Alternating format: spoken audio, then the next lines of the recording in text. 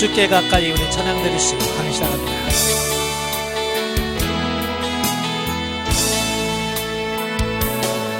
주께 가까이 날 이끄소서. 간절히 주님만을 원합니다. 채워주소서. 주의 사랑을 진정한 찬양 드릴 수 있도록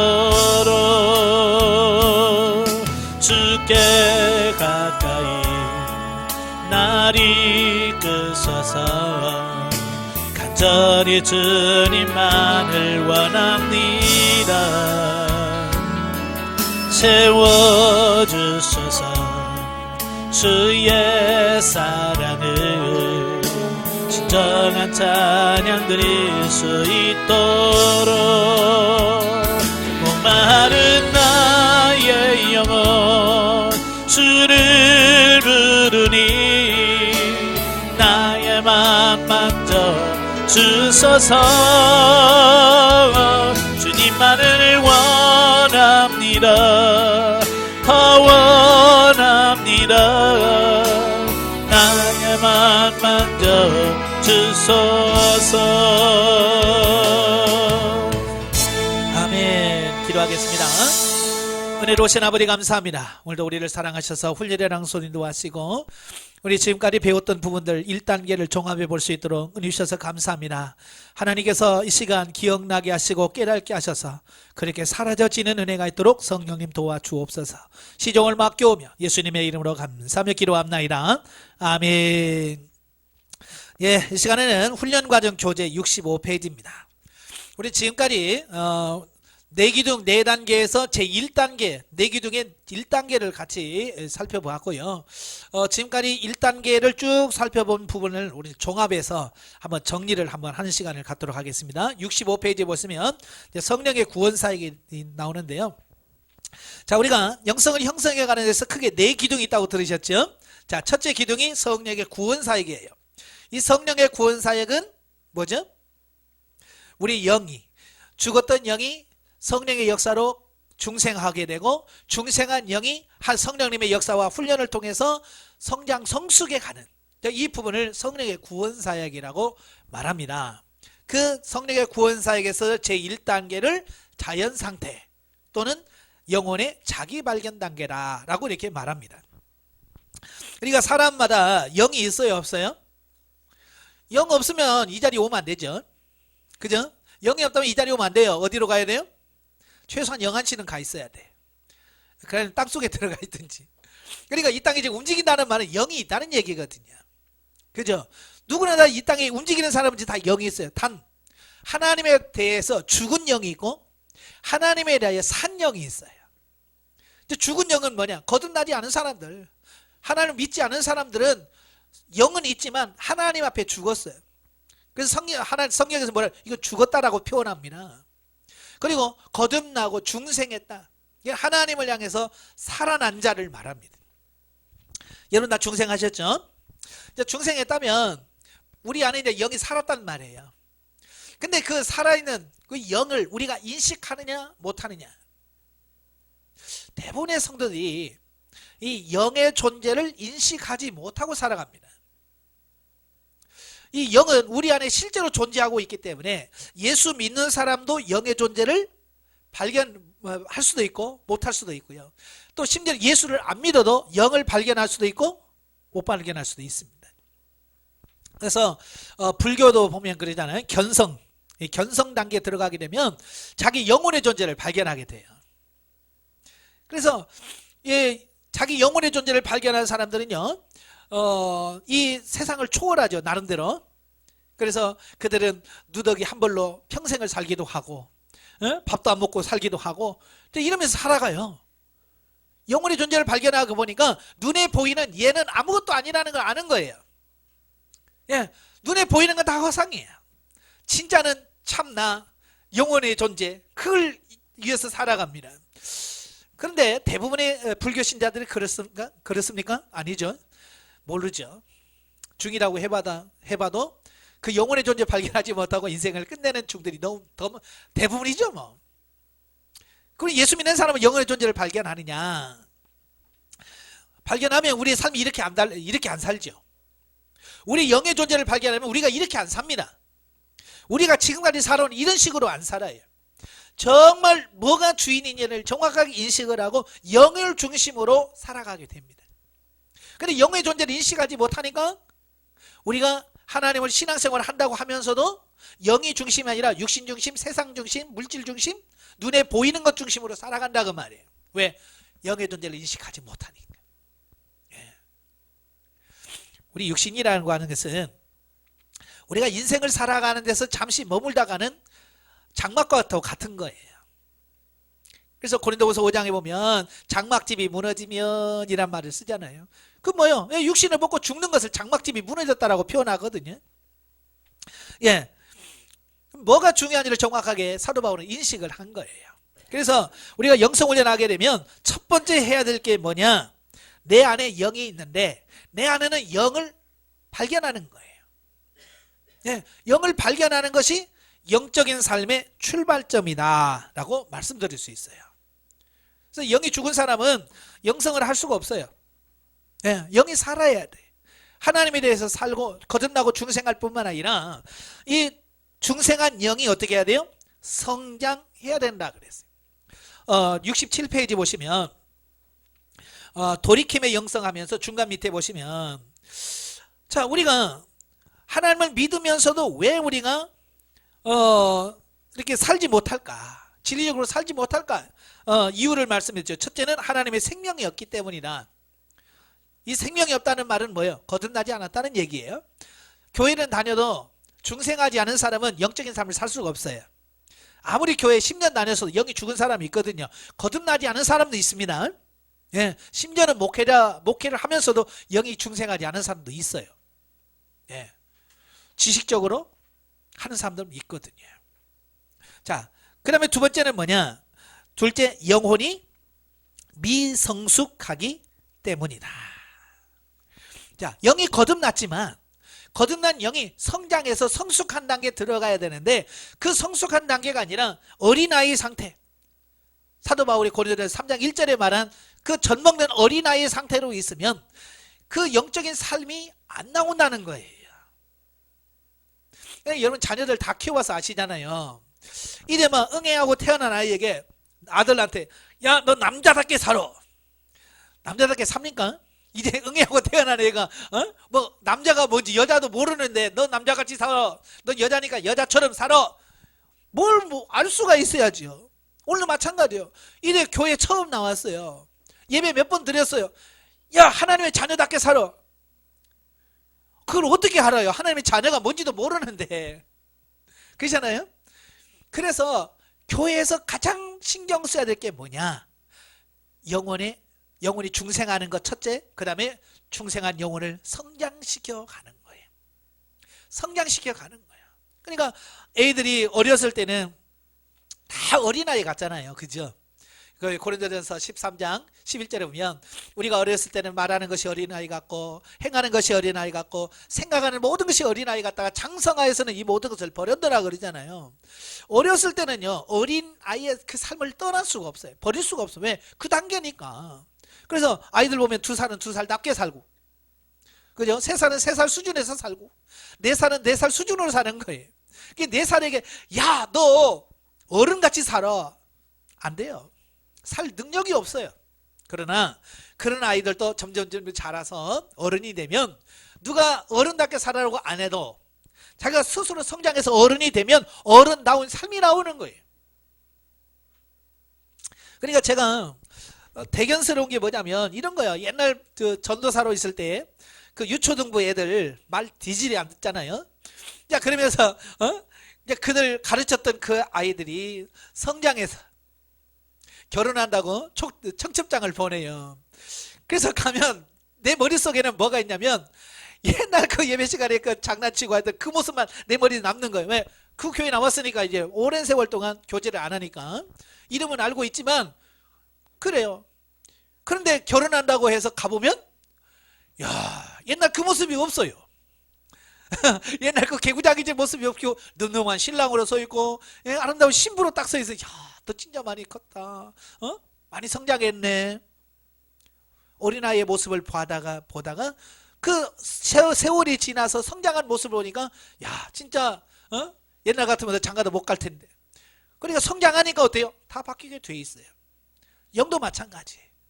우리가 영이 성장해서 성숙을 하게 되면 그렇게 말 안 해도 그 나이에 맞는 삶을 살아가는 거예요.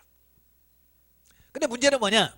우리 한국교회가 영의 성장에 대해서 관심이 별로 없었다는 거예요. 예, 과거에도 그랬고 현재도 그래요. 대부분의 교회에 많아. 이 목회자들이 어디다 관심을 갖냐면 그냥 잘 되고 잘 먹고 잘 사는 거, 육신적으로 세상적으로 잘 되는 거, 여기다 초점을 맞춰요. 이걸 기복신앙이라고 말합니다. 예? 세상적이고 육신적이다 초점을 맞추는 거예요. 그래서 사업이 좀 잘 되고 막 그러면 장로님이 축복받았습니다. 뭐 권사님 복 받으셨습니다. 그러죠? 그러다 부도나면 뭐라고 그래? 그러다가 뭐 사업 잘하다가 부도나면 그래. 하나님이 저주를 내리셔가지고 뭐 이런단 말이에요. 아니, 잘 되면 축복이고 안 되면 저주입니까? 아니잖아요. 하나님께서 우리를 계획하신 바가 있어서 때로는 육신으로 잘 되게 하시기도 하시고 때로는 이렇게 실패하게도 만들어서 겸손하게 만들고 하나님을 더 잘 섬기도록 만드는 과정 속에서 그렇게 망할 수도 있잖아요. 꼭 저주입니까 그게? 어쩌면 망하는 게 그 사람에게 복일 수도 있어요. 무슨 말이에요? 네, 잘 될 때는 하나님 모르고 막 그냥 자기 맘대로 살다가 망해가지고 쫄딱 망해서 아버지 하고 하나님께 돌아오면 이 사람 뭐예요? 복 받은 사람 아니에요? 안 그래요? 네, 맞잖아요. 그러니까 하나님 앞에서는요, 잘 된다 안 된다는 게 이게 없어요. 우리 입장에서만, 우리 인간의 입장에서만 잘 된다 안 된다 이렇게 하지, 하나님의 입장에서는 잘 돼도 그거 안 돼도 그거예요. 결국 뭐냐, 하나님의 뜻대로 우리를 바꾸고 가시는데 목적이 있는 거예요, 그 말이에요. 그러니까 우리가 하나님의 관점에서 이제 성도를 바라보자는 거예요. 아시겠죠? 예, 그래서 우리가 성도들에게 세상적인 잘 되는 거 의미가 없어요. 참 저는 이제 목회하면서 막 성도들 사업하면 막 가서 침 튀기면서 싸울 곳이 없도록 축복해 주시옵소서 막 그렇게 기도하잖아요. 잘 되면 어떡하는데? 예, 잘 되면 다 나가고 주일날 안 나와요. 예배 시간에 안 나옵니다. 그게 복일까요? 저는 절대 복이라고 안 해요. 그건 저주, 잘 돼서 하나님 멀어지, 이건 복 아니에요. 그러니까 우리가 이런 온전한 이런 뭐가 정말 중요한지, 네, 어떤 게 더 중요한지를 정확하게 인식하는 게 중요한 거예요. 네. 그래서 이 자연 상태에 있는 사람들, 그리고 영성훈련 받아서 영성훈련 받고 처음 들어오신 분들은 다 자연 상태라고 보시면 돼요. 예, 그래서 빠른 수준 한 8개월, 9개월, 10개월 정도 되면 이 자연 상태에서 벗어나서 윤리 실용 단계로 넘어가게 돼요. 그러니까 영성훈련 받기 약 10개월 전은 자연 상태라고 보시면 됩니다. 아시겠죠? 그래서 이 단계에 있는 사람들이 가장 먼저 해야 될 게 뭐라고요? 자, 68페이지 1. 영혼에 대한 인식이 필요하다. 영에 대한 인식이 필요한 거예요. 영혼이 뭐냐, 영이 정말 뭐냐라고 하는 부분을 정확하게 인식을 해야 되겠고, 그게 안 되면 69페이지 2번 자기 발견을 위한 갈망을 해야 돼. 하나님, 내 영을 좀 보게 해주세요. 내 영의 상태를 좀 보게 해주세요 라고 자기 영의 존재에 대하여 하나님께 기도하셔야 돼. 그러면 하나님께서 초자연적인 방법을 통해서 하나님께서 우리 영혼의 존재에 대해서 인식하게 합니다. 그래서 영혼을 발견했을 때 비로소 내가 왜 이렇게 사는지, 내가 왜 이렇게밖에 못 사는지, 내가 지금 왜 이런 행동을 하게 되는지 그게 이해가 되어지는 거예요. 그러면서 점차적으로 우리가 변화되어져 갈 수 있는 이런 부분들을 보게 되어집니다. 자, 그래서 영혼이 있다는 걸 어떻게 합니까? 첫째는 말씀을 통해서 합니다. 성경에 있다고 하니까, 그죠? 성경에서 말씀하니까 있는 거잖아요. 그죠? 자, 전도서 12장 6절 7절, 누가복음 16장의 그 부자와 나사로 비유, 뭐 또 사도 바울의 실제 또 사도 요한이 셋째 하늘에 올라간 계시록의 사건들, 이런 사건들을 통해서 실제로 우리 안에 영이 존재한다는 사실을 성경에서 말하고 있습니다. 그러니까 첫째는 영이 있다는 걸 믿으시고, 두 번째로 71쪽에 보시면 실제하는 영혼을 발견하는 거예요. 발견하는 방법은 두 가지예요. 첫째는 인격 분리라고 그래요. 인격 분리라고 하는 것은 내 안에 영의 인격과 육의 인격이 둘이 있어요. 이 두 인격의 존재를 인식을 할 때, 얘가 영이고 얘가 육이구나 라고 하는 사실을 깨닫게 되는 거예요.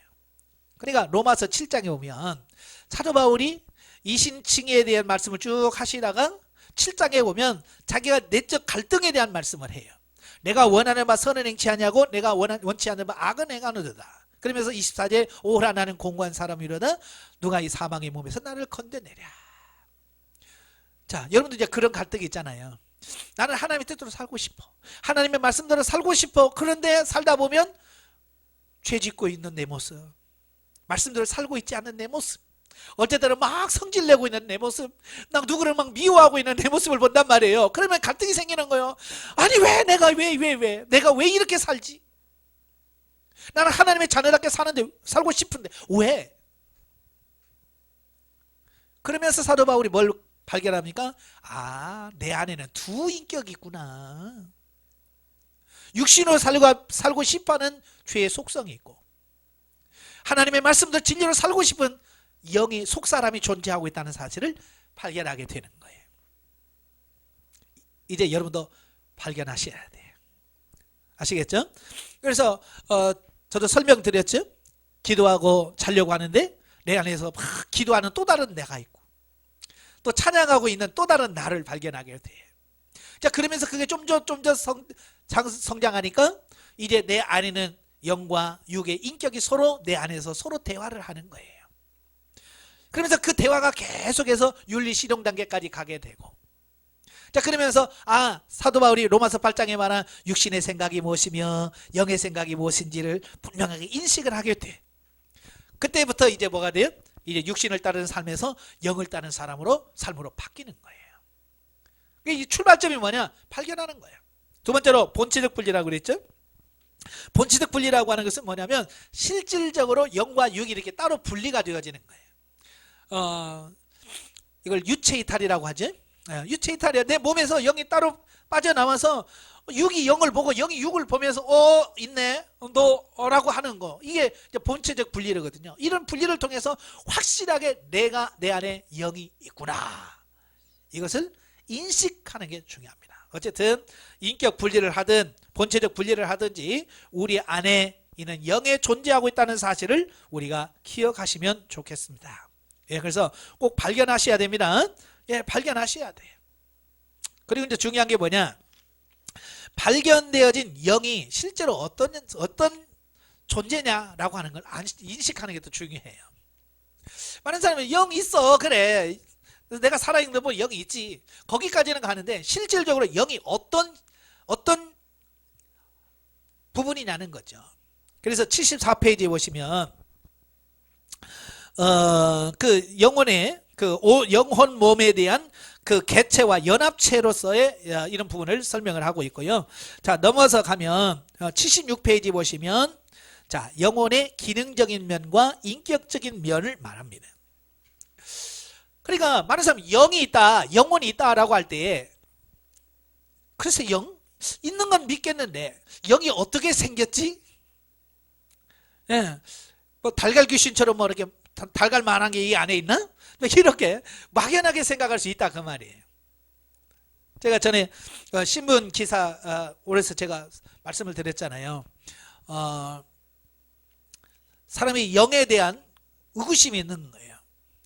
그래서 죽은 사람을 해부했어요. 해부하면서 정말 영혼이 있나? 근데 죽은 사람을 아무리 해부를 해도 영이 없어요. 그래서 이 사람이 살아있는 사람, 죄수죠, 사형수들을 사다가 살아있는 사람을 해부를 합니다. 살아있는 사람은 그냥, 왜 죽은 사람 하니까 영이 떠났으니까 없으니까 살아있는 사람 하면 영이 있을 거 아니야. 그래서 살아있는 사람을 해도 영의 이 영을 볼 수가 없죠. 왜?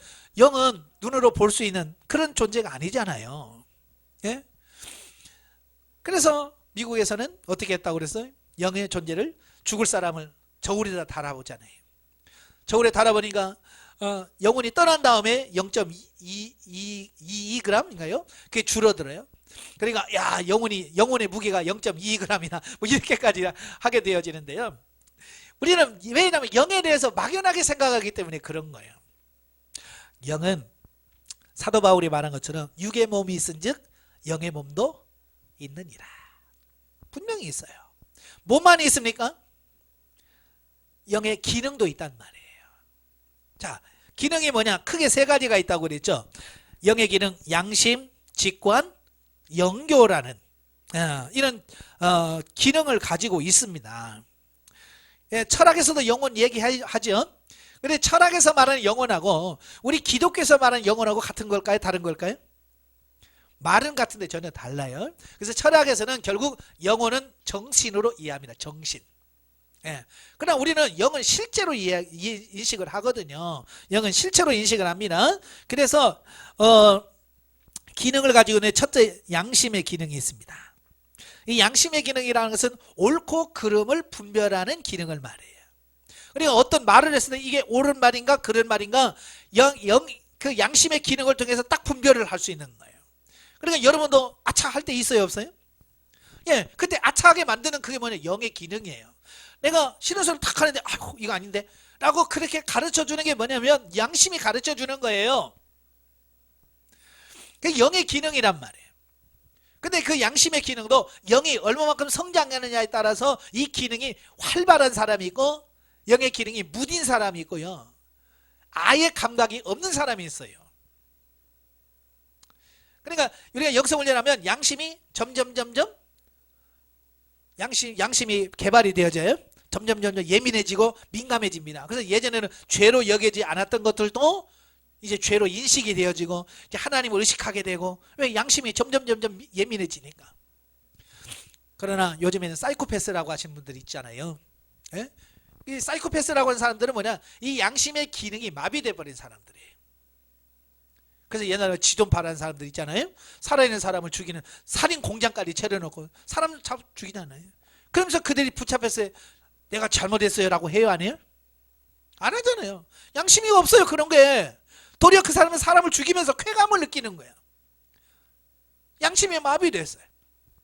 그런 사람도 있단 말이에요. 그래서 점차적으로 우리가 신앙생활을 하게 되면 이 양심의 기능이 점점 개발이 되어지고요. 두 번째로 직관입니다. 77페이지. 직관이라고 하는 것은 뭐냐? 영적 실제를 감지할 수 있는 기능을 말합니다. 쉽게 말하면 영의 감각을 말합니다. 영의 감각. 우리 사람도 보면 감각이 예민한 사람이 있고 둔한 사람이 있죠. 영적으로 마찬가지예요. 영적으로 아주 예민한 사람이 있고 아주 둔한 사람이 있어요. 그래서 예민한 사람들은요, 뭐 이렇게 보면 영의 흐름 같은 게 있잖아. 이런 걸 너무 예민하게 느껴지는 이런 부분도 있어요. 그래서 뭐 잠도 못 자고 막 두려워 떠는 사람도 있거든요. 그래서 뭘 봤네, 막 들었네, 막 하잖아요. 왜? 너무 민감해서 그럴 수도 있거든요. 또 영이 직관이 너무 둔한 사람이 있어요. 그래서 하나님이 말씀하셔도 하나님 말씀하고 있다는 그 자체도 인식 못하는 이런 부분도 있습니다. 그래서 영의 직관이 열려져야 돼요. 직관은 뭐냐? 그냥 하나님께서 초자연적으로 영을 통해서 깨달아지는 걸 말합니다. 그러니까 내가 뭐 배워서 아는 것도 아니고 누가 가르쳐서 아는 거 아니에요. 양심도 마찬가지예요. 누가 그건 나쁜 짓이야 라고 가르친 거 아니에요. 그냥 내 안에서 그냥 알아져 버리고 느껴져 버리는 거예요. 직관도 마찬가지예요. 이건 말이 아닌데 들려지고 글이 아닌데 읽혀지고 이거 말로 표현할 수가 없어. 이걸 어떻게 표현하는 순간 그건 더 이상 직관이 아니에요. 참 희한해요. 희한해. 자, 그렇지만 영의 기능을 통해서 이루어지더라는 거예요. 예. 그래서 직관이 열려졌을 때 순간순간 하나님께서 나를 이끄시고 뭘 말씀하시는지 그런 걸 착착착 깨달아서 빨리빨리 움직이는 사람이 됩니다. 이 직관이 둔한 사람들은요, 뭐 물어도 대답도 없어요. 그래서 뭐 없어요. 그러면서 그냥 살아가는 거예요. 왜? 무디어서 그래. 직관이 예민해지길 바래요. 그 다음에 영교죠. 영교는 하나님과 영적 교제를 나누는 기능을 말합니다. 자, 하나님께서 우리 인간에게만 특별히 영을 집어넣으셨다고 그랬잖아요. 창조하실 때. 다른 동물이나 식물에는 영을 넣지 않았어요. 오직 인간만 영을 불어넣으셨어요. 그 코에. 왜? 영이신 하나님과 교제하도록 하려고. 네. 그래서 영이신 하나님과 영적인 인간만이 교제할 수 있어요. 영의 영만이 할 수 있는 거예요. 혼이 하나님 절대 하나님과 대화 안 됩니다. 육이 하나님과 못 만납니다. 우리 영이 하나님을 만나고 영이 하나님의 음성을 듣고 영이 하나님의 지도인들을 받는 거예요. 그래서 그게 영교라고 하는 거예요. 그래서 영이 이 세 기능을 우리에게 감당을 해서 영적인 삶을 살도록 우리를 만들어가는 부분을 보게 돼요. 뿐만 아니라 인격적 요소를 다 갖추고 있습니다. 영. 그러니까 사도 바울은 영을 가리켜서 속사람이라고 얘기해요. 그냥 영이라고 하지 않고 속사람, 육을 겉사람이라고 하죠. 왜 이런 표현을 썼을까? 예, 이런 육이 가지고 있는 이런 인격적 요소를 똑같이 영도 가지고 있기 때문에 그런 거예요. 만약에 이런 기능이 없다면 그냥 영만 하든지, 그렇지, 속사람이라고 말을 할 수 없지요. 그러니까 영도 똑같이 우리가 육이 가지고 있는 지정의가 있습니다. 영의 지식이 있고요, 영의 감정이 있고요, 영의 의지가 있습니다. 그래서 영이 환경과 상관없이 영에서 기쁨이 넘칠 때도 있고, 때로는 영이 슬퍼할 때도 있습니다. 아마 여러분 영적으로 좀 성장해 가면 이럴 때가 있을 거예요. 그게 무슨 말이냐면요, 내가 찬양을 불러요. 찬양을 부르는데요, 육은 전혀 흥분이 안 돼. 기쁘거나 그런 것도 없어. 그런데 그냥 나도 모르게 막 눈물이 쭉쭉 흘러요. 그런 경험 해보셨나요? 근데 영이 느끼는 감정이에요. 육은 기쁘거나 전혀 그렇지 않아요. 그냥 덤덤해요. 무덤덤한데 내 안에는 영이 영의 감정에서 눈물을 쭉쭉 흘립니다. 때로는 반대일 수도 있어요. 영은 기뻐서 막 할렐루야 찬양하는데 육은 막 울 때도 있어요. 예, 이게 좀 일치가 안 될 때는 그렇습니다. 성장해 가는 과정 속에서 그런 현상들이 일어나기도 합니다만은, 자, 지정의가 분명히 있습니다. 시편의 기사들 보면 내 영혼아 내가 어찌하여 낭망하느냐라고 하면서 그 따로 있는 영의 영의 그 감정들에 대해서 슬프고 안타까워하는 어떤 이런 모습들을 표현하고 있습니다. 예. 그러니까 왜 이런 말 하냐면, 우리가 막연하게 막연하게 생각하지 말라는, 실제로 존재하는 거라는 사실을 인식하라, 그 말이에요. 자, 그래야 우리가 이제 그렇게 살아갈 수 있습니다. 예, 그래서 이제 78페이지 가시면 9, 자유의지와 영성 형성의 함수관계라고 있죠. 우리 인간의 자유의지라는 게 있어요. 이게 자유의지가 있다 보니까 내 마음대로 생각하고 내 마음대로 결정하고 판단하는 어떤 그런 삶을 살다 보니까 나름대로의 뭐가 생기느냐, 자아가 형성이 되어지는 거예요. 나름대로의 자아가 형성이 돼요. 이 자아라고 하는 것은 뭡니까? 내가 태어나면서부터 경험하고 체험하면서 얻어진 자인식, 자의식이라고 그래요. 그러니까 나면서부터 막 여러 가지를 경험하잖아요. 그죠? 부모와의 관계, 형제와의 관계, 또 먹는 거, 마시는 거, 입는 거, 이 많은 것을 경험하면서 나름대로 여기서 터득해 가는 거예요. 그래서 이걸 정보화 시켜놓은 거예요. 자기다, 이건 나야 라고 이렇게 딱 하는 게 있어요. 그래서 나는 뭐 하는 사람, 나는 뭐 하는 사람, 나는 뭐 안 먹는 사람, 나는 어떻게 안 하는 사람, 이렇게 쭉 있잖아요. 그게 뭐냐, 다 자아예요. 근데 그 자아가 성경적일까? 하나님적일까? 영적일까요? 아니란 말이에요. 전부 다 이 혼과 육에서부터 형성되어진단 말이에요. 그러니까 교회에 나와도 하나님의 말씀대로 살기보다는 형성되어진 자아로 살아가는 거예요. 그러니까 설교를 들어도 설교를 뭘로 인식을 하냐면 자아로, 자기가 경험하고 있는 자인식을 가지고 자아로 이걸 설교를 분석을 합니다. 그래서 아유, 오늘 목사님 말씀이 왜 저래, 그러면서 자기 나름대로 자아가 막 설교를 막 분석해버려요. 예. 그래서 지금 요즘 시대에 뭐 그게 통하나? 그러면서 이 자아가 말씀도 이렇게 막 난도질 다 해버려요. 그래서 자아는 파쇄돼야 된다. 아시겠죠? 이 자아라고 하는 게 파쇄되어졌을 때 비로소 이제 하나님의 음성이 들려지고 영에 대한 인식이 있어지는 거예요. 이 자아가 파쇄가 돼야 돼요. 근데 알아서 파쇄하는 사람 있어요, 없어요? 알아서 파쇄한 사람 있으면 굳이 이런 말 왜 해요? 없어요. 그래서 하나님께서는 때로는 환경으로 어떤 고난을 통해서 이런 경험을 통해서 우리의 자아를 깨트리시는 거예요. 예. 그러니까 이런 거죠. 건강했을 때는 하나님은 차라리 내 주먹을 믿어 막 그런 사람 있잖아요. 그죠? 근데 그런 사람이 나중에 아파서 아파서 죽을 자리에 앉아 있으면 그때도 하나님이다 내 주먹을 믿어 그래? 아니잖아요. 이제는 힘 다 빠졌으니까 아이고 주여 나 좀 살려주세요 이렇게 바뀌진단 말이에요.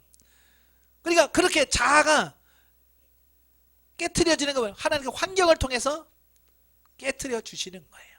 그래서 하나님은 수없이 우리의 삶의 현장에서 이런 과정들을 통해서 환경을 허락하셔요.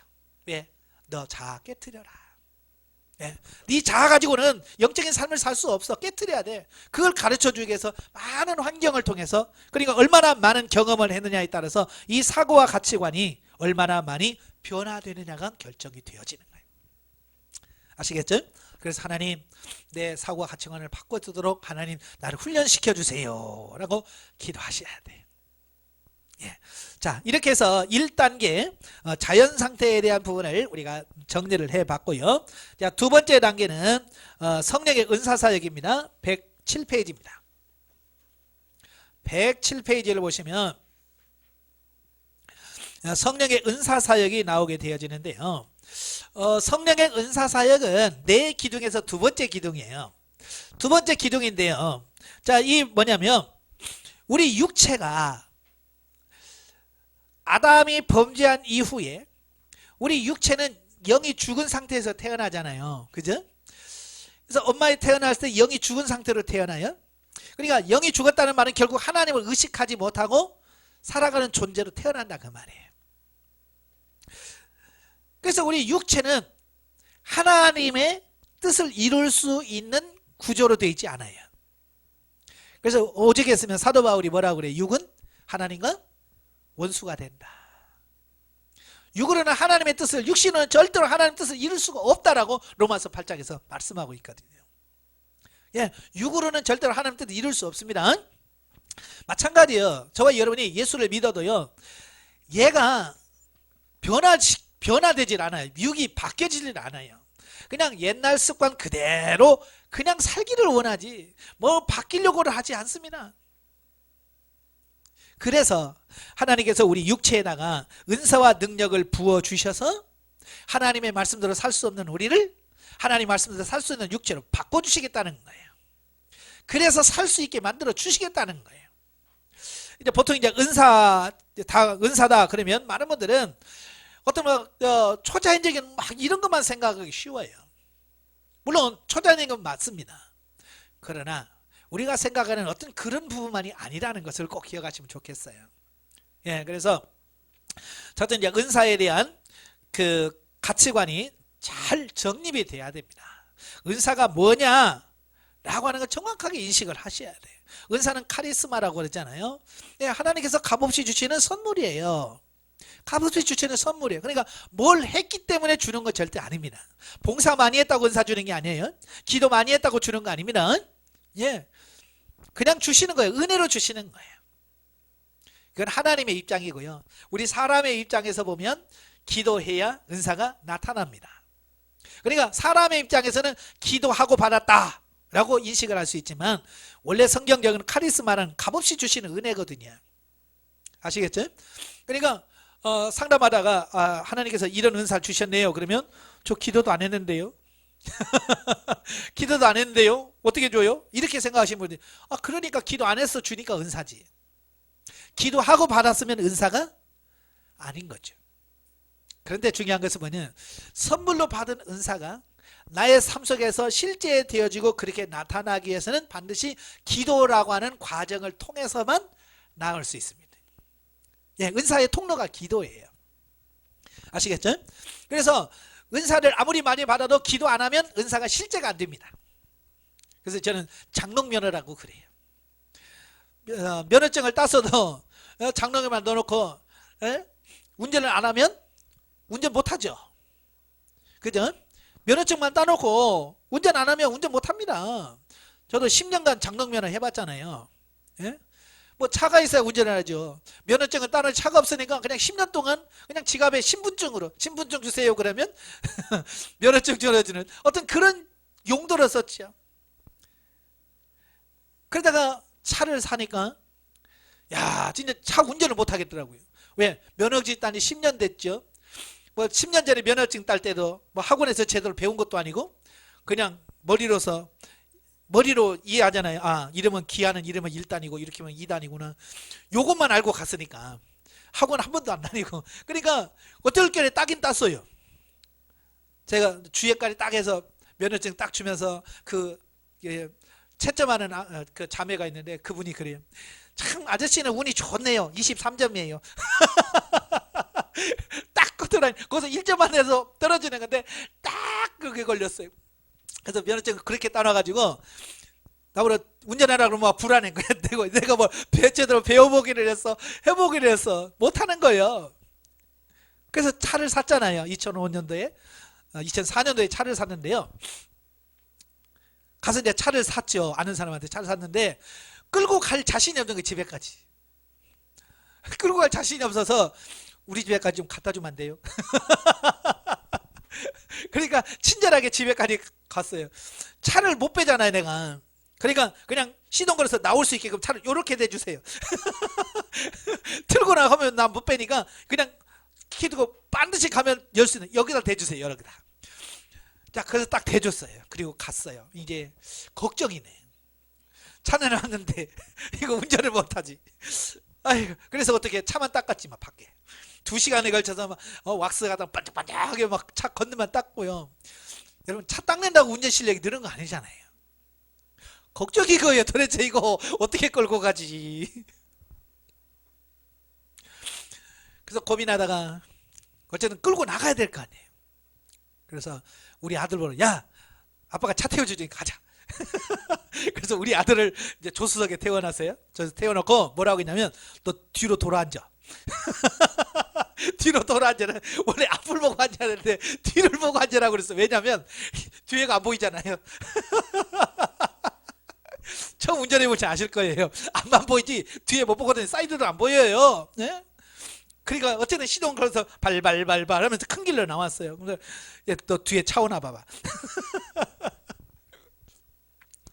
그래서 아빠 차 와요. 그러면 뭐냐 버스냐 뭐냐 버스야. 그래 그러면 발발발 켜서 옆에다 대고 차 갈 때까지 기다렸다가 차 간 다음에 오냐 안 오냐 안 와요. 그러면 알았어. 가다가 그런 경험이 있잖아요. 은사도 그런 거예요.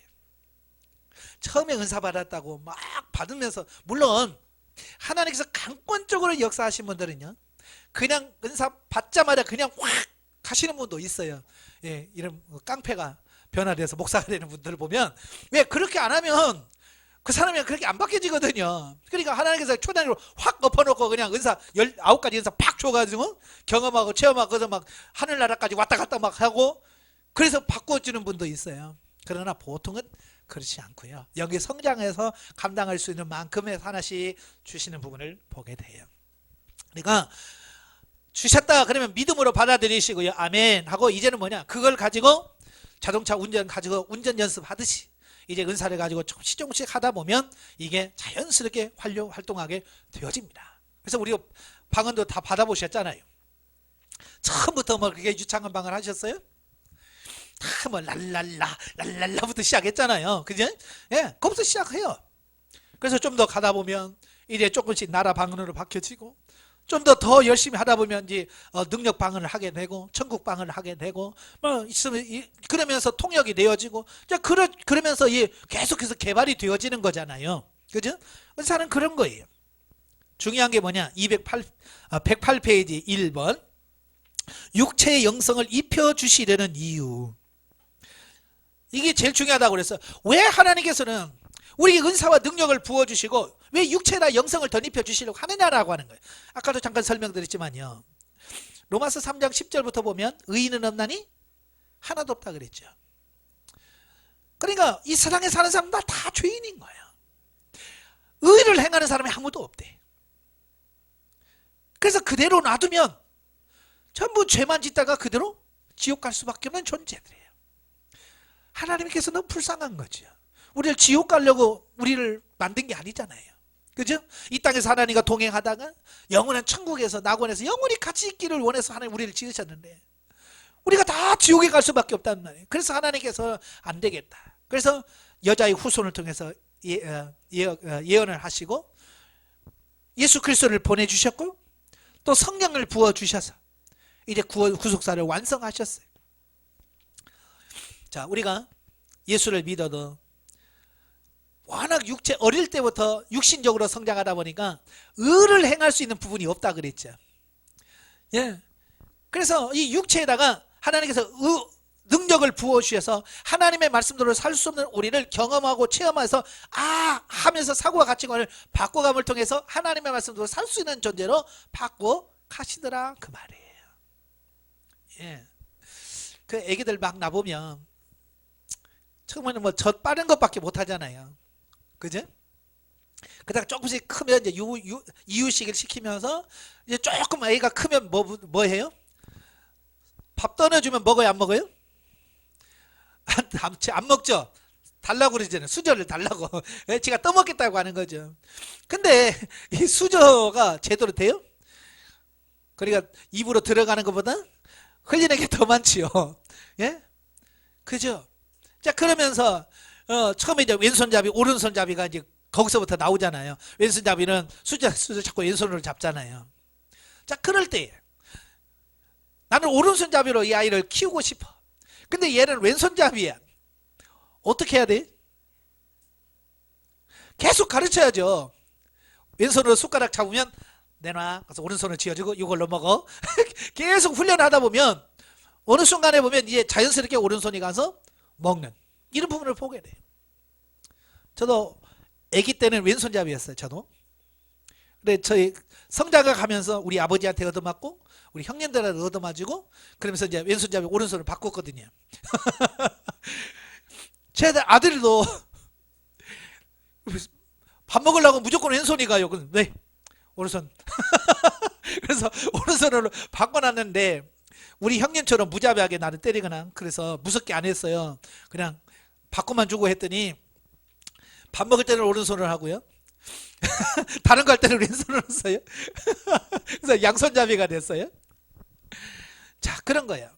왼손잡이인데 이걸 훈련을 하면 오른손잡이가 돼요.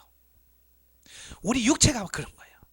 날 때부터 우리는 왼손잡이처럼 죄만 짓는 삶을 살아갈 수밖에 없는 존재.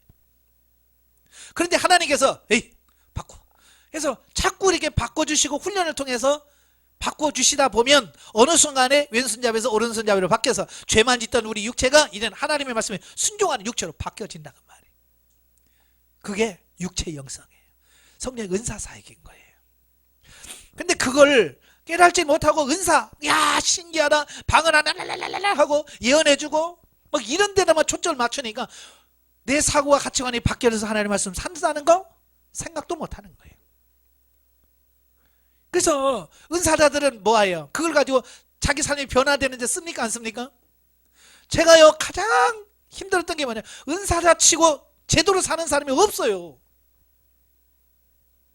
신의 은사를 강한 사람 치고 말씀대로 사는 사람이 없고 예언 잘해준다는 사람 치고 성령대로 사는 사람이 없어요. 이게 답답한 거예요. 도대체가 왜 그러지? 저렇게 하나님의 음성을 듣고 예언해준다고 착착착 해주는 사람인데 왜 저렇게 살까? 은사만 받았지 영성이 안 입혀지는 거예요. 그러니까 은사만 가지고 사용을 했지 영성이 안 입혀지니까 삶에서 안 나타나는 거예요. 그래서 은사도 정확하게 알 뿐만 아니라 왜 하나님께서 육체에다 영성을 덜 입혀 주시려고 하는지 그 이유를 정확하게 알아서 이제 정확하게 알면 은사를 받아도 이제 그걸 육신의 이익이나 어떤 육신적으로 쓰진 않아요. 하나님이 왜 이걸 주셨지? 이걸 통해서 하나님께서 나를 뭘 깨닫기를 원하시지? 그래서 하나님의 말씀도 순종하는 쪽으로 가는 거예요. 그러니까 이 은사를 통해서 하나님의 말씀대로 사라지는 삶으로 가는 거예요. 아시겠죠? 그러니까 우리가 영적이다, 육적이다라고 말할 때 뭐 신기한 거 많이 보고 환상 많이 보고 그래서 영적인 거 아니에요. 그건 다 육적인 거예요. 왜요? 은사는 우리 육체에 부어주는 거예요. 아시겠죠? 그래서 육체로 부어지는 거기 때문에 이건 육적인 거예요. 영적인 거 아니에요. 영적이라고 하는 것은 영을 통해서 이루어지는 것을 영적인 일이라 그런 거예요. 영을 통해서. 은사도 이제 영을 통과하면 영적으로 바뀌어집니다. 예. 이게 중요한 거예요. 요한복음 3장 6절에 보면 육으로 난 것은 육이요 영으로 난 것만 영이니 그랬어요. 중요한 거예요.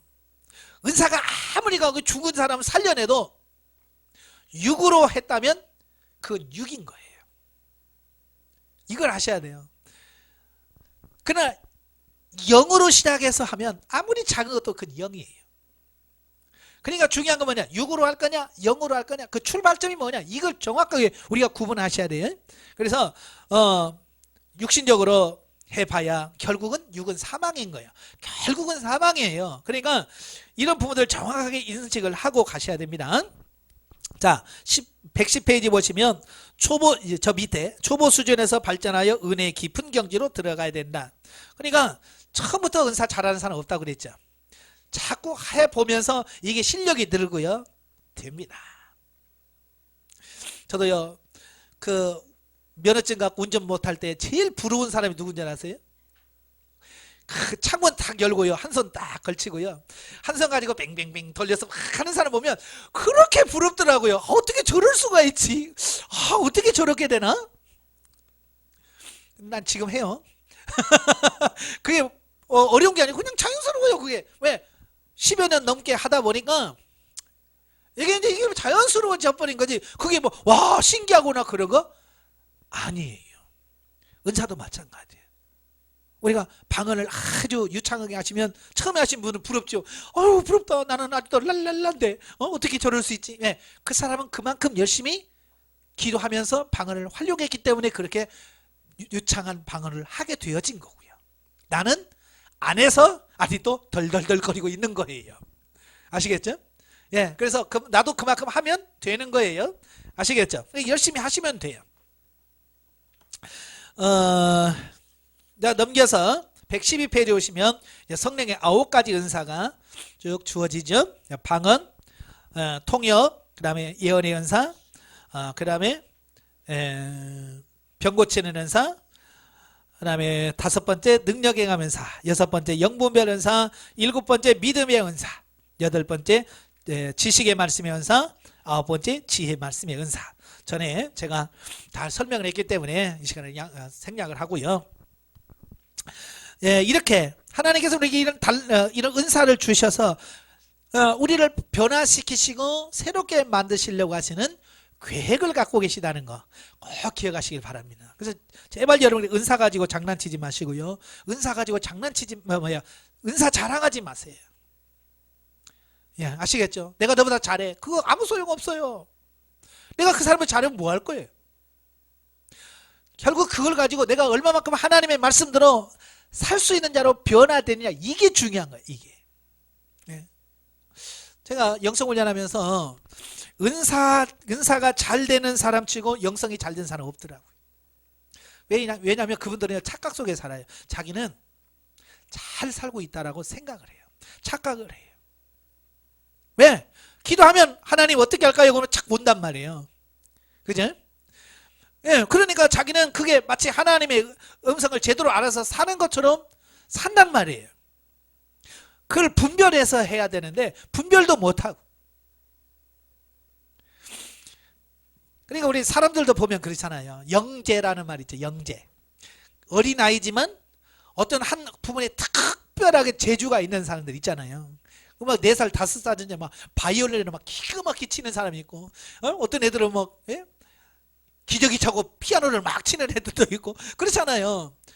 어떤 한 부분에 특출난 재능을 갖고 있어요. 이걸 영재라고 그래요. 여러분, 그렇다고 해서 그 아이가 어른입니까? 4살짜리가 피아노를 어른보다 잘 친다고 그래서 어이구 너 오늘부터 어른으로 보십니다. 어른 그래요? 아니요. 아이고 너 똑똑하다. 너 되게 신기한. 그러지 애는 애거든요. 마찬가지예요. 은사가 잘 되는 것은 그렇게 3살짜리가 피아노를 누구보다 잘 치는 것처럼 특별히 예언을 잘할 수도 있고요. 특별히 병을 잘 고칠 수도 있어요. 그렇다고 그가 성장 성숙한 사람이냐? 아니라는 얘기예요. 무슨 의미인지 아시죠? 예. 그러니까 은사가 잘 된다고 해서 너무 뭐 거기서 자랑할 것도 없어요. 결국은 뭐냐? 내가 하나님 앞에 어떻게 하나님 앞에 서 있느냐? 이게 제일 중요한 거예요. 그래서 제가 두려운 게 뭐냐? 마태복음 7장 21절 23절이잖아요. 그날에 많은 사람들이 뭐라 그래요? 주여 내가 주의 이름으로 귀신도 쫓아내고 방언도 하고 선지자 노릇도 했고요. 나는 많은 기적을 행했지 않습니까? 주님 뭐라 그래요? 나는 너를 도무지 알지 못하는데. 나는 이해를 못했어요. 그 말을. 왜? 귀신 쫓아내는 건 대단한 거 아니에요? 그죠? 귀신 쫓아낸다 그러면 막 와 저 사람 대단하네. 막 영적인 사람이야. 신령한 사람이나 지금까지 교회에서 그렇게 인정해 왔잖아요. 그죠? 기적 행하면 막 죽은 사람 살렸다. 뭐 무슨 병 하나 고쳤다 그러면 막 다 또 난리잖아요. 근데 예수님 뭐라고 그래? 난 너를 도무지 알지 못한다는 거예요. 이해됩니까? 영어로 하지 않으면, 육으로 하면 귀신을 쫓아내도 세상에 없는 이적과 기적을 나타내도 주님은 나는 너를 모른다라고 할 거라는 거예요. 야, 그 말씀 딱 이해가 되니까요. 아, 능력이 그렇게 막 옛날처럼 막 능력 주시옵소서 그런 기도가 할 필요가 없더라고요. 중요한 게 뭐냐? 하나님의 말씀대로 살 수 있으면 되는 거예요. 이 은사도 살 수 없으니까 안 되니까 은사 능력 부어주셔서 살 수 있게 만들어 주신 거예요. 그러니까 은사가 필요해요, 안 필요해요? 필요한 거예요. 내가 변화돼서 하나님 말씀으로 살 수 있는 자가 되려면 은사가 꼭 필요하다는 거예요. 그래서 은사는 도구예요. 목적은 절대로 아닙니다. 근데 어느 날 신앙생활 하신 분들 보면 은사 받는 게 목적이에요. 막 산에 올라가서 막 금식기도 하면서 주야 쉬운 살을 주시옵소서. 손을 얹으면 막 낫게 하시고 죽은 자가 벌떡벌떡 일어나게 하시고 그렇게만 기도한단 말이에요. 예?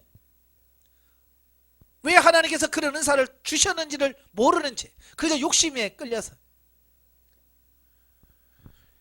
그렇게 되어지는 거예요. 그러니까 정확하게 알고 정확하게 신앙생활 할 수 있는 삶이 되길 바랍니다. 예, 아시겠죠? 자, 세 번째로 영성적 물질 관계입니다. 157페이지입니다. 자, 157페이지에 오시면 세 번째 기둥이 나오는데요. 영성적 물질 관계입니다. 자, 사람이 이 세상에 살아가다 보면 꼭 필요한 게 뭐예요? 물질이죠. 예. 아마 여러분 물질 없이 살려고 하면 어때요? 살 자신이 있어요? 살기 하겠죠, 뭐. 그죠? 돈 없어도 죽진 않아요. 어떻게든 먹고 삽니다. 근데 사람들은 이게 물질에 대해서 너무 매여가지고요. 물질주의가 돼버리는 거예요. 물질은 그냥 필요한 거예요. 필요한 건데 물질 없으면 안 돼. 물질이 최고야. 그래서 물질을 우상시하는 이게 문제가 되었어요. 그래서 하나님께서는 우리에게 물질을 주시고 그냥 물질은 물질다워야 돼. 아시겠죠? 물질은 물질다워야 되는데 우리는 물질이 물질답지 않고 하나님보다 어쨌든 위에 있어요. 목회자들 가끔 보면 말하는 거 보면 물질이 하나님보다 위에 있어요. 그래서 막 돈 하고 막 돈 추구하고 돈 쫓아가는 사람 많거든요. 내려놓으셔야 돼. 자, 그래서 이 물질 영성은 우리가 이 세상에 살면서 물질을 주시는데 그 하나님께서 주신 물질을 어떻게 우리가 인식을 할 것이고 또 그 물질을 대한 우리의 가치관을 어떻게 바꿔가야 될 거냐라고 하는 부분이 중요한 거예요. 그래서 네 단계가 있는데 첫 번째 단계가 의무와 책임 단계다 그 말이에요. 자, 의무화 책임 단계는 정의를 보시면 이 단계는 하나님께 드리는 각종 헌금이나 이웃에게 하는 구제 행위를 기독교인으로서 의무와 책임감을 가지고 하는 단계다 그랬어요. 그러니까 이 단계 특징이 뭐냐면 내가 물질의 주인이라는 얘기예요. 예. 여러분 물질의 주인은 누굽니까? 하나님이시죠? 입으로는 하나님이라고 그래요. 근데 실제로 삶 속에서는 하나님의 물질의 주인이에요? 내가 주인이에요? 그렇죠. 입으로는 하나님이지만 실제로는 내가 주인이잖아요. 왜요? 내 마음대로 물질을 쓰니까 내가 주인이죠. 내가 하고 싶은 대로, 내가 먹고 싶은 거 내가 사 먹고, 내가 쓰고 싶은 거 내가 쓰는데 어떻게 하나님이라면 그렇게 합니까? 하나님 주인이라면 그렇게 할 수 없지요. 그래서 철저하게 우리 가치관을 바꾸셔야 돼. 그래서 이 의무화 책임 단계는 사람들의 특징이 세 가지가 있어요. 158페이지 첫째, 자기 자신이 재물의 주인이다. 예, 자기가 물질의 주인이야. 그래서 모든 물질을 쓰는데 결정권을 자기가 갖고 있어요. 그죠? 그래서 뭐 시장에 가서 뭘 사도 누구 결제 안 받잖아요. 내가 그냥 받잖아요. 근데 집에서도 보면 그래요. 물질 돈주머니를 누가 찾느냐에 따라서 달라지잖아요. 그죠? 부부 중에서 남편이 물질의 주머니를 차고 있는 분이 있고 아내가 쥐고 있는 사람이 있어요. 그걸 어떻게 할 수 있느냐? 시장에 가서 이거 사자 그러면 안 돼. 우리 남편한테 허락 맡아야 돼. 이런 사람이 있죠? 틀림없이 그렇습니다. 이 사람 뭐냐? 돈주머니를 누가 차고 있어요? 예, 남편이 쥐고 있는 사람이에요. 그래 반대로 또 남자들도 그래요. 야 이거 우리 집사람한테 혼나. 허락 맡아야 돼. 이건 뭐야? 아내에게다가 주권을 이렇게 다 맡긴 사람이야. 돈주머니를 맡긴 사람이죠. 자, 자기가 주인이 아니라고 하면 항상 뭐예요? 뭘 쓸 때 허락을 받지요. 돈주머니를 남편이 쥐고 있으면 뭘 살 때 여보 이거 사도 돼? 나 이거 쓰려는 이거 해도 돼? 라고 묻고 하잖아요. 그죠? 그러나 실제로 돈주머니 찬 사람은 물을 사람이 없잖아요. 그죠? 그러니까 내 마음대로 쓰는 거예요.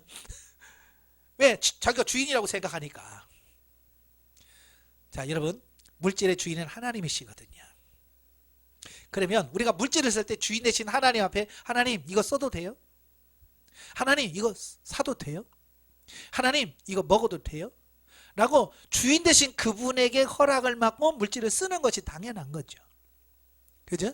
근데 우리는 지금까지 물질을 쓰면서 그렇게 살았어요? 아니죠? 오늘 내 기분이다. 내가 쏠게. 네? 친구들 가는데 그러잖아요. 내가 쏠게. 오늘 내 기분이야. 누가 주인이에요? 그죠? 내가 주인 되니까 내 기분 감정에 따라서 오늘 내가 쏠게. 뭐 이런단 말이에요. 그러나 물질의 주인이 하나님이라면 하나님 제가 오늘 친구들에게 이걸 쓰기를 원하시는데 어떻게 생각하세요? 그래서 하나님께 물어서 그래 네가 써라 섬겨라 그러면 네 얘들아 내가 섬길게 하면서 섬길 수 있는 거예요. 근데 그거 내가 주인이니까 묻지 않는 거예요. 아시겠죠? 자, 두 번째로 두려운 마음으로 하나님께 드린다. 그러니까 이 자연상태인 사람은 항상 두려워요. 11조 때 먹으면 막 불안하고요. 예?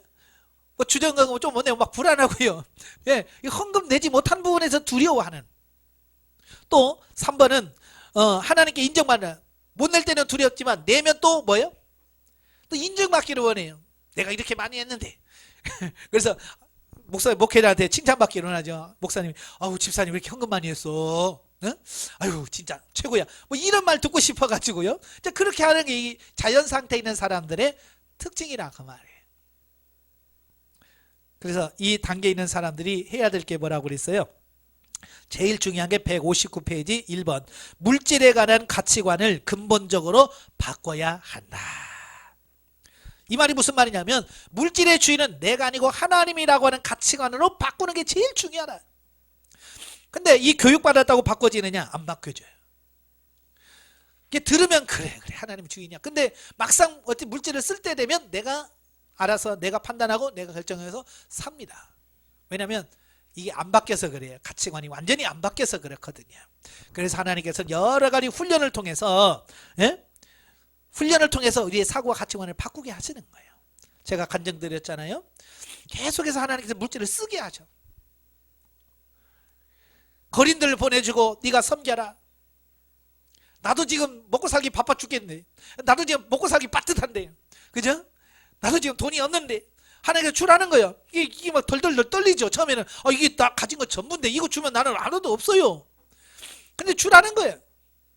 그래서 하나님 예 알겠습니다 하고 하나님 말씀에 순종하다 보니까 그러면서 물질의 주인이 하나님이시죠 라고 하나님의 주권을 인정하면서 이제 하나님께 드려주고 하다 보니까 또 하나님께서 그냥 막무가내로 야 심어 라고만 하지 않잖아요. 꼭 심으면 거기에 대해서 열매로 채워주시잖아요. 예? 본전만 주시는 분이 아니시잖아요. 항상 하나님은 거기다가 덤을 하나씩 얹어서 주잖아요. 그죠? 내가 10,000원 심으면 10,000원만 주는 게 아니라 10만원, 20만원, 심지어 막 100만원 주셔요. 뭐 10배, 100배 주셔요. 그러면 사람이 이제 흥분하게 되잖아요. 오, 야, 이게 돈 나가는 게 아니네? 이게 부자 되는 비결이네? 야, 그래서 하나님 심으라고 하면, 예! 하고 막 심잖아요. 왜? 얻어지는 게 있기 때문에. 자, 애들도 보면 그러잖아요. 애기들도 보면, 처음에 과자 애들 먹을 때, 야, 하나만 주라. 그러면, 줘요, 안 줘요? 안 줘요. 왜 안 줘요? 내 건데 왜 줘요? 애기들 보통 보면 그래요. 어릴 때부터 훈련받지 않은 애들은요. 전부 다, 그래, 안 줘요. 그러나, 한두 번씩만 가서 훈련하면 금방 줍니다. 주는 훈련을 시켜야 돼. 주는 훈련이라는 것은 그에게 대가를 주면 돼. 예, 하나만 줄래? 그래서 하나 딱 그러면, 고마워. 자, 짜잔 하고 한 봉지, 큰 봉지를 딱 주는 거예요. 그죠? 나는 하나 얻어먹고 큰 봉지 하나를 딱 주는 거야. 그러면 얘는요, 그 몇 번만 하면요, 나만 보면, 봉지. 큰 봉지. 요것만 생각이 나는 거예요. 그러니까 걔네들은요, 내가 안 먹는다고 그래도 막 내 입에다 집어 넣어요. 왜? 내 입으로 들어가야 나온다는 거 그냥 아는 거야. 그러니까 그런 아이들은 이제 아만 하면 그냥 갖다 넣어주는 거예요. 왜? 그러면 나온다는 거 아니까. 그러니까 그걸 가르치려고 제가 끊임없이 노력을 하는 거예요. 애들한테. 그러니까 다른 집사님들이 애들한테 달라고 안 주잖아요. 왜? 그 집사님들은 얻어먹기만 하지 주질 않아. 근데 나는 얻어먹고 준단 말이에요. 예, 하나님은 꼭 그와 같이 하시는 거예요. 그래서 하나님 말씀대로 물질을 쓸 수 있는 사람으로 우리를 바꾸어 가시더라 그 말이에요. 아시겠죠? 그래서 철저하게 이제 묻는 훈련을 하셔야 돼요. 물질에 대해서는요, 묻는 훈련을 해야 돼요. 그래서 처음부터 무슨 훈련 시켜야 되냐면 헌금할 때 묻는 훈련부터 시키셔야 돼요. 물론 이제 여러분부터 해야 됩니다. 헌금을 하면서도 하나님 주정금 얼마 하기를 원하십니까? 하나님은 감사한데 감사한 거 얼마 할까요? 예, 또 이런 거 물으라니까 하나님 11조 할까요 말까요? 이렇게 묻는 사람이 있어요. 여러분 진리는 묻는 게 아니에요. 성경에서 이미 하라라고 명령한 것은 묻는 거 아니에요. 이거 묻는 것은 시험하는 거예요. 하나님을. 어떤 분이 그래요. 권사님인데 갑자기 11조를 안 하더래. 그래서 권사님 왜 11조 안 해요? 그랬더니 제가요 하나님께 물으니까요 너는 이제 성경에서 11조 안 해도 된다고 그랬어. 안 한대. 이게 잘못된 거죠. 성경에서 하라고 이미 딱 명해 주신 것은 묻는 거 아니에요. 주일 성수 물어야 될까요? 안 물어야 될까요? 오늘 주일인데 교회 갈까요 말까요? 물어야 돼요? 안 물어야 돼요? 이건 묻지 말아야 되는 거예요. 묻으면 벌써 하나님을 시험하는 거예요. 가는 거예요. 이건 가야 되는 거고요. 이건 의무만 챙기면서 그냥 마땅히 해야 될 거지. 또 하나님 명령이고 진리거든요. 이건 묻고 말 거 없어요. 최근에 목사님이 또 간증할 때 그러더라고요. 권사님이 갑자기 안 나오시더래요. 그래서 권사님 왜 교회 안 나오셔? 그러니까 제가요 하나님께 물었더니요 이제 너는 성장해서 교회 안 가도 된다고 그래서 오늘부터 안 가려고요. 그런 말을 하더라는 거예요. 그러니까 그게 잘못되어진 부분이에요. 예, 물을 때 잘 물어야 되고요. 또 들을 때도 잘 들어야지. 그렇게 이상하게 들으면 안 됩니다. 하나님은요 절대로 자기 자신이 말씀한 것하고 대비되는 말을 하시면 안 하셔요. 성경에서 이거다 라고 했는데 물으면 아니 그때 성경에서 내가 잘못해서 그렇게 기록한 거야. 이때는 이렇게 받고 라고 말씀하지 않으신단 말이에요. 하나님은 한 번 말하시면 변치 않으시는 분이에요. 아시겠죠? 우리의 마음은 조석으로 바뀌어요. 그러나 하나님은 인양 미쁘신 분이에요. 똑같으신 분이에요. 그러니까 하나님을 시험하지 말고 열심히 심으시길 바랍니다. 그래서 지금 어때요? 헌금하면서 묻고 하시는 분 손 들어봐요. 아직도 안 하셔요? 이제 하셔야 돼요. 헌금하시면서 하나님께 하나님 주정금 얼마부터 할까요? 부터 시작을 해서 차근차근 해서 가셔야 돼요. 아시겠죠? 그러다 보면 이제 물질의 주인이 당연히 하나님이시지. 이제 그런 가치관을 바뀌어지면 이제 나에게 물질 쓰는 모든 부분이 진리가 되고 생명이 되어지는 은혜가 있습니다. 그 출발점이 뭐냐? 묻는 것부터 시작한다 그 말이에요. 그럼 왜 묻느냐? 왜 안 묻느냐? 왜 안 물어요? 예, 뻔하죠 뭐. 너무 많이 시킬까 봐. 그죠? 예를 들어서 이런 거 하나님 주정금 얼마일까요? 100만 원씩 해라. 한 달에 한 주에 100만 원씩이면 아이고 한 달에 400만 원. 그거 어떻게 여러분 하나님이 이렇게 산수도 못 하시는 분줄 아세요? 하나님은 여러분 믿음 하나 못 봐서 뭐 그렇게 하실 것 같아요? 아니에요. 하나님은 여러분의 수준, 믿음의 수준, 믿음의 분량까지 다 아십니다. 여러분의 물질에 얼마만큼 할 수 있는지, 여러분이 얼마나 가졌는지 하나님은 이미 다 아셔요. 그 하나님이 여러분의 말씀하시는데 그렇게 터무니없이 막 주정은 100만 원씩 해라. 그거 하겠어요? 안 하셔요. 때로는 훈련하는 과정에서 우리의 믿음을 시험하시고 경험시켜 주시려고 때로는 하나님께서 그렇게 하신 때가 있어요. 저도 이제 경험을 하는 게 뭐냐면 예를 들어서 이런 거예요. 저도 훈련 받을 때 훈련 받으신 목사님이 허리 디스크 수술을 하셨어요. 개척교회 목사님이신데 그 돈이 들어가잖아요. 몇백씩 들어가는데 병원에서 수술했는데 수술비가 없는 거죠. 그럴 때 이제 우리끼리 모여서 우리 같이 훈련받은 목사님들이 모여서 어느 목사님이 이렇게 허리 수술해서 수술비가 이렇게 많이 들어가는데 우리가 좀 십시일반 해가지고 좀 이렇게 해서 돕자. 그래서 마음이 모아졌어요. 좋다. 그래서 저도 이제 집에 가서 하나님 이렇게 목사님이 허리 수술해서 이렇게 해야 되는데 얼마 할까요? 그런데 내가 가지고 있는 것 이상의 그걸 말씀하시는 거예요.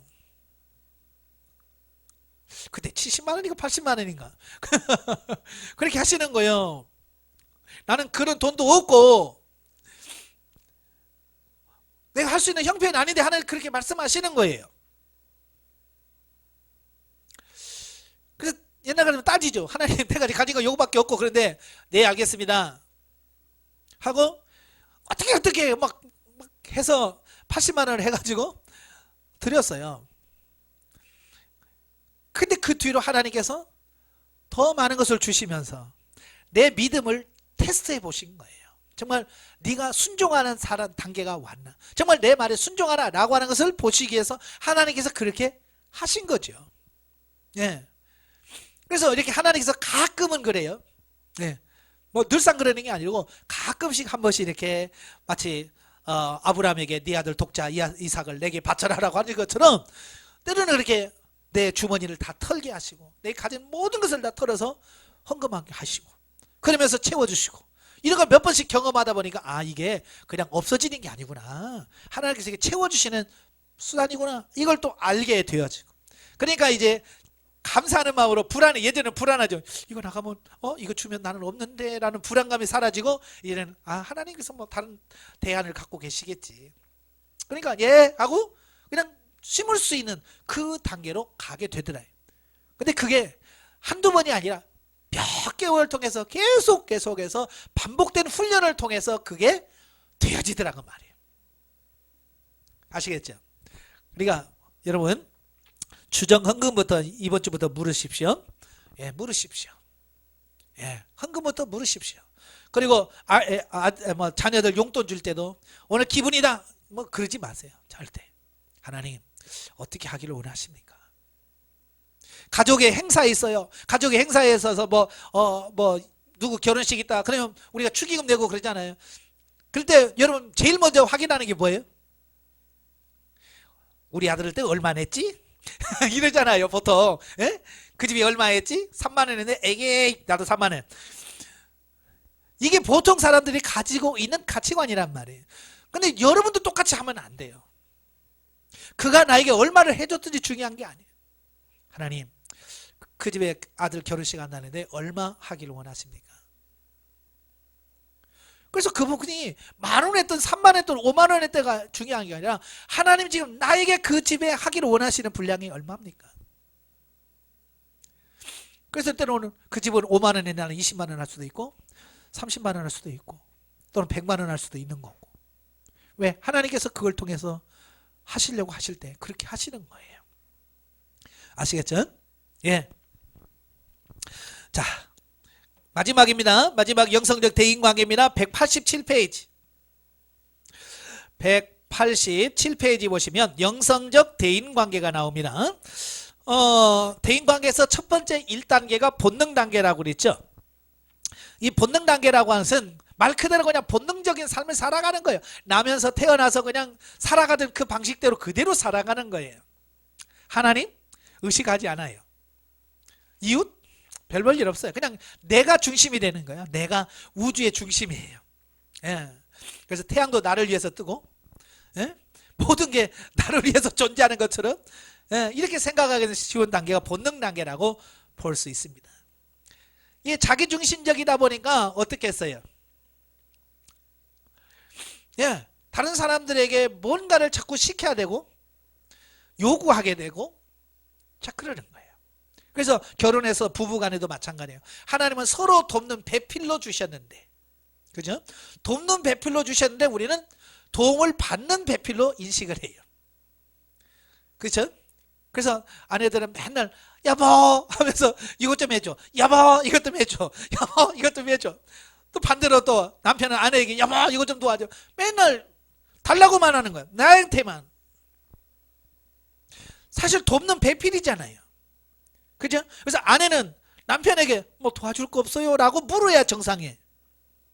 내가 뭐 해줄 거 없어요? 라고 해야 이게 원래 하나님께서 짝지어진 본래 그 의도인데, 우리는 그게 범죄로 타락으로 이게 바뀌지니까 나는 편하려고 하니까 어떻게 해야 돼? 시켜 먹어야지. 그죠? 저거 갖다 줘, 이거 갖다 줘, 이거 갖다 줘 하다 보니까 나는 편할지 모르지만 상대방은 어려운 거예요. 그러니까 돕는 배필이 아니라 왼수지. 그죠? 왼수로 살아가는 거예요. 왜? 아니 도와줘야 재밌는데 도와주지 않고 맨날 일만 시키니까 이건 왼수잖아요. 그 예전에 그 할머니 할아버지 나와서 퀴즈 프로그램이 있었잖아요. 그죠? 다 알잖아요. 천생연분이 나왔어요. 그러니까 할아버지가 할머니한테 여보 당신하고 나 사이, 그러니까 왼수? 그러니까 아니 네 글자, 그러니까 팽생연수? 천생연분을 왼수를 살아가는 거예요. 왜냐면 나를 위해서 해달라고만 하니까, 도와줄 생각은 안 하고 해달라고만 하니까 왼수가 되는 거예요. 여러분 남편한테 잘 해주세요. 잘 해주고 남편이 원하는 거 다 해주는데 왼수라고 할 남편이 있어요? 아니에요. 해달라는 건 안 해주면서 해달라고만 하니까 아이고 저 왼수 저거, 그렇게 되어지는 거예요. 대인관계에서도 마찬가지예요. 이게 다 대인관계잖아요. 우주의 중심이 내가 되면 안 돼요. 누가 돼야 돼요? 하나님이 중심이 돼야 돼요. 하나님이 중심이 되고, 그 다음에는 뭐예요? 내가 다른 사람을 위해서 헌신하고 희생하는 삶으로 가야 돼요. 근데 이 본능 단계에서는 그게 아니라 그냥 그렇게 살아가는 거예요. 예수 믿어도 예수 믿기 이전의 삶을 그대로 답습하는 거예요. 심지어는 집사가 되고 권사가 되고 목사 안수를 받아도 똑같이 예전의 그 방식 그대로 살아가는 거예요. 변화가 없는 거예요. 그러니 욕을 얻어먹는 거죠. 어떻게 저럴 수가, 어떻게 저렇게 사나. 그래서 이제부터는 우리 자신이 서로 변화되어질 줄로 믿습니다. 자, 왜 그럴 수밖에 없는 게 뭐냐면, 사람은 누구나 태어나면서 이 땅에 살잖아요. 살면서 세상적이고 육신적인 일반 윤리의 틀에 우리는 본능이라고 하는 어떤 그런 틀에 이미 딱 갇혀서 살아가는 거예요. 왜? 어렸을 때 늘 보고 자란 게 그거니까. 그죠? 예. 그래서 집에서 보면 그래요. 그러니까 자녀들이 보면 눈 뜨면 엄마들이 성경 읽고 기도하는 그 집을 보면 자녀들도 그냥 당연히 일어나면 성경 봐야 되고 기도하는구나. 누가 말 안 해도 그냥 그게 돼. 왜? 널 보고 자라니까. 다른 애들도 그렇게 사는 줄 알아. 그죠? 왜? 자기는 그렇게 살다 보니까 그게 옳고 그게 맞는 줄 안다면. 근데 어느 날 남의 집에 친구 집에 갔는데 자기 집하고 틀리단 말이에요. 그 집은 밤늦게까지 막 TV 보고 막 술 마시고 그리고 아침에도 막 늦게까지 일어나지도 않고 막 하는 모습 보면 이거 뭐지? 왜 우리 집하고 다르네? 자, 그렇게 되어지잖아요. 그죠? 마찬가지예요. 그 사람이 어떤 집에서 살아나느냐에 따라서 그런 가치관, 본능이 형성이 되어지는 거예요. 그래서 집안이 예수 믿는 가정이 중요한 이유가 뭐냐면 그 예수 믿는 집안은 어쨌든 그거 찬송하고 예배하는 그 문화 속에서 이 자아가 형성이 되잖아요. 그죠? 그러다 보니까 저 밑바닥에 이 기독교적인 본능적 가치관이 그래도 형성이 돼요. 그러나 불교나 이런 집안은 그런 불교의 본능, 유교의 본능으로 자라잖아요. 그러다가 어느 날 교회에 오면 교회 딱 왔다고 해서 확 바뀌는 게 아니잖아요. 여전히 자기가 어렸을 때 살았던 그 방식 그대로 살아가는 거, 교회 안에서도 그렇게 살아가는 거예요. 그러니까 부딪힐 수밖에 없지. 예. 그러다가 말씀을 통해서 부딪혀요. 그렇게 살면 안 된다. 술, 담배 하면 안 된다. 그러면 이제 그때부터 갈등하기 시작하지. 이걸 끄고 내가 무슨 재미로 살아? 뭐 그런 갈등을 하게 되잖아요. 그러다가 믿음이 들어가고 은혜가 들어가면 그래 맞아 하나님밖에 없지. 이러면 또 끊어. 어떻게 하나씩 놓아져 가면 끊어져 가는 거거든요. 이게 하나님께서 이렇게 본능의 지배를 받고 있는 우리를 이렇게 바꿔 가시는 거예요. 자, 그런데 정말 바뀌어지는 게 쉬울까요? 어려울까요? 진짜 어려워요. 진짜 어려워요. 야고보서 그러잖아요. 다른 짐승들은요 금방 길들인다는 거예요. 다 길들여진다는 거예요. 근데 사람만 안 된다는 거예요. 사람만 길들이지 않는데 이거 진짜 그래요. 개 키우는 사람들 보세요. 개 버릇 고치는 거요 금방 고치더라고요. 간식장 주고 어떻게 이렇게 좀 하고 그러면 짖던 개도 안 짖고요, 물던 개도 안 물어요. 근데요 이 인간들은요 수십 년 신앙생활하고 수십 년 말씀을 듣고 해도 안 돼 이게. 그러니까 지독한 게 인간이에요. 아시겠죠? 그 지독한 인간 중에 여러분도 포함되고요, 저도 포함됩니다. 지독하다는 거예요. 이게 지독해요. 그래서 이제 하나님께 주님 내가 이렇게 본능적으로 살아요, 주님 나를 변화시켜 주세요 하고 기도하다 보면 이제 하나님께서 조금씩 파트너라고 하는 이 훈련 파트너를 통해서 나를 깨트려 주시는 거예요. 내 생각을 깨트려 주고 내가 잘못된 길로 갔을 때 파트너를 통해서 우리를 깨트려 주고, 그래서 점점 이게 바뀌어져서 이 부부는 왼수가 아니고 서로 협력하는 동역자구나, 이 사고로 바뀌어져서 이제 부부가 서로 위해주면 그 가정이 화목한 가정, 행복한 가정이 되어지면서 하나님이 인정하는 가정으로 바뀌어져 가는 거예요. 그 출발점이 본능 단계에서 자기를 빨리 내려놓는 것이 중요하다 그랬어요. 네. 근데 이게 쉽지 않다고 그랬죠. 그래서 하다 못하니까 190페이지 속히 윤리 단계로 나아가자 그랬죠. 왜냐하면 어린애들 데리고 얘기해봐야 안 통하거든. 그죠? 애들한테 얘기해봐. 왜요? 왜요? 애들은 왜요라는 질문을 많이 해요. 그러니까 유치원이라고 야 예배 시간 떠들면 안 돼. 그러면 왜요? 간식을 이렇게 줄 서서 먹는 거야. 왜요? 말을 해도 이 말귀를 못 알아먹어요. 말귀를 못 알아먹어. 근데 그런 아이들도 조금 크면 말귀를 알아듣잖아요. 그러니까 영적인 부분도 마찬가지, 이 대인관계도 마찬가지예요. 아무리 얘기를 해봐야 어린 사람에게는 이게 이해가 안 되는 거예요. 예. 그러니까 예를 들어서 이런 거예요. 아내들아 남편에게 복종하라 이 말을 하잖아요. 이 성장하지 않은 사람은 지금 시대가 어느 시대인데 지금 구석기 시대 얘기하고 있냐고 이런 얘기를 해요. 예? 심지어는 저한테 와가지고 목사님이 남자니까 그런 말 하지요. 그런 말 따진다니까. 요즘 젊은 사람들은 아주 돌직구예요. 그냥 막 따져요. 그래서 내가 남자라서 한 얘기가 아니고 성경에서 나와 있잖아. 이게 진리야 라고 해도 그게 무슨 진리예요. 요즘 시대가 어느 시대인데요. 이제 남자가 아내 말 잘 들어야 돼요. 시대가 이래야 잘 편안한 시대예요. 이렇게 바뀐다고요. 그게 맞을까요? 아니죠. 근데 지금은 시대가 바뀌었다고 하는 그것 가지고 성경 진리마저도 막 바꾸려고 하는 거예요. 진리는 변하지 않은 거예요. 하나님의 말씀은. 이 시대가 어느 시대는 상관없어요. 앞으로도 수백 년이 흘러가도 여전히 성경 말씀은 아내들아 남편에게 순복하라. 교회가 그리스도께 하듯이 그렇게 해라. 죽게 하듯 해라.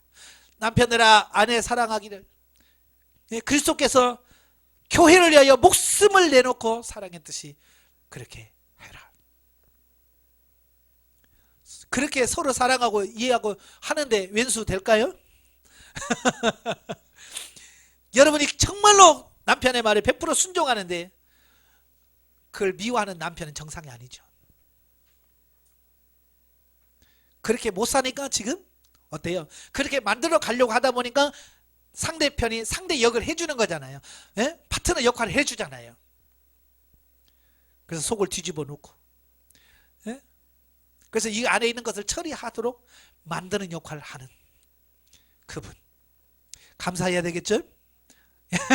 그래서 부부간은 서로 감사하면서 저 인간 때문에 내가 이렇게 바뀌어가는구나. 그래서 감사하시고 상대편을 바꾸려고 하지 말고 나를 바꾸고 가세요. 나를 바꾸고 가면 어느 사이에 상대방도 바뀌어져 있다라고 하는 거 꼭 기억하시면 좋겠습니다.